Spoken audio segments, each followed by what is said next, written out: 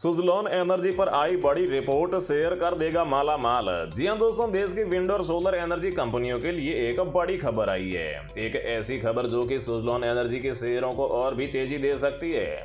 Global energy think tank amber ने wind और solar energy पर एक रिपोर्ट जारी की है, जिससे सुजलॉन के इन्वेस्टर्स को आगे चलकर और भी ज्यादा फायदा हो सकता है। तो आखिर क्या है एम्बर की रिन्यूएबल एनर्जी रिपोर्ट? तो दोस्तों, हम आपको बता दें कि global energy think tank amber की एक नई एनालिसिस में कहा गया है कि 2032 तक भारत का 2/3 बिजली उत्पादन सोलर और विंड एनर्जी से आएगा। इसमें कहा गया है कि अगर भारत अपने रिन्यूएबल एनर्जी के टारगेट्स को पूरा करने में सफल रहा तो देश इस अहम उपलब्धि को भी हासिल कर सकता है। भारत में सरकार लगातार रिन्यूएबल एनर्जी पर जोर दे रही है और इसके लिए तमाम तरह की सुविधाएं भी मुहैया करा रही है। यही वजह है कि 2017 से भारत में सोलर पावर में बड़ा उछाल आया है। 2017 में भारत के कुल एनर्जी उत्पादन में सोलर पावर का हिस्सा महज 1% था। अगर देश 14वें नेशनल इलेक्ट्रिसिटी प्लान मतलब कि NEP 14 के टारगेट्स को पूरा करने में सफल रहता है तो सोलर पावर की हिस्सेदारी, जो कि 2021-22 में 5% है, यहां से बढ़कर 2031-32 तक 25% पर पहुंच सकती है। यानी देश सोलर एनर्जी में तगड़ी ग्रोथ हासिल कर सकता है।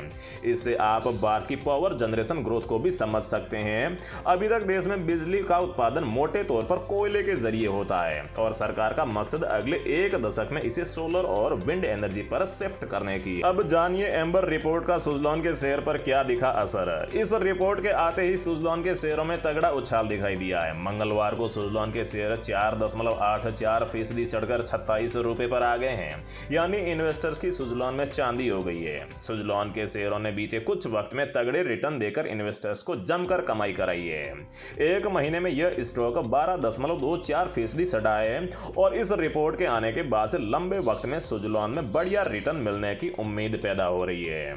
एम्बर के इंडिया इलेक्ट्रिसिटी पॉलिसी एनालिस्ट ने कहा है कि अगले दशक में भारत की बिजली सप्लाई के पूरे माहौल में बड़े बदलाव होने की उम्मीद है। सोलर और विंड एनर्जी की इस ग्रोथ की अगुवाई भी करने की उम्मीद है। साथ ही में इस सेक्टर की लिस्टेड कंपनियों में पैसा लगाने वाले इन्वेस्टर्स को भी आने वाले वक्त में अच्छा रिटर्न यहां से मिल सकता है। तो अब जाते जाते ये भी जान लीजिए कि रिन्यूएबल एनर्जी पर 2030 तक भारत का क्या लक्ष्य है। तो दोस्तों, भारत ने 2030 तक 500 गीगावाट की क्लीन एनर्जी उत्पादन कैपेसिटी लगाने का टारगेट सेट किया है। मौजूदा वक्त में भारत में 424 गीगावाट पावर जनरेशन कैपेसिटी है, जिसमें करीब 180 gigawatt non fossil energy sources से आता है। केंद्रीय पावर और renewable energy minister RK Singh ने पिछले हफ्ते ही कहा है कि भारत 2030 की डेडलाइन से पहले ही 500 गीगावाट रिन्यूएबल एनर्जी कैपेसिटी का टारगेट हासिल कर लेगा। सरकार 5 साल तक हर साल 50 गीगावाट के सोलर और विंड कैपेसिटी के टेंडर उतारना चाहती है। इससे सीधे तौर पर सोलर और विंड एनर्जी में काम आने वाली कंपनियों को फायदा होगा। यही वजह है कि सुजलॉन के शेयरों में भी बढ़िया तेजी बनी हुई है और जाहिर है कि एम्बर की रिन्यूएबल एनर्जी पर रिपोर्ट इस सेक्टर में काम करने वाली कंपनियों के लिए एक बड़ी पॉजिटिव खबर साबित हो सकती है। तो दोस्तों, शेयर मार्केट की लेटेस्ट अपडेट और साथ ही में बिजनेस न्यूज को लगातार पाते रहने के लिए बाजार तक .in पर विजिट जरूर करें।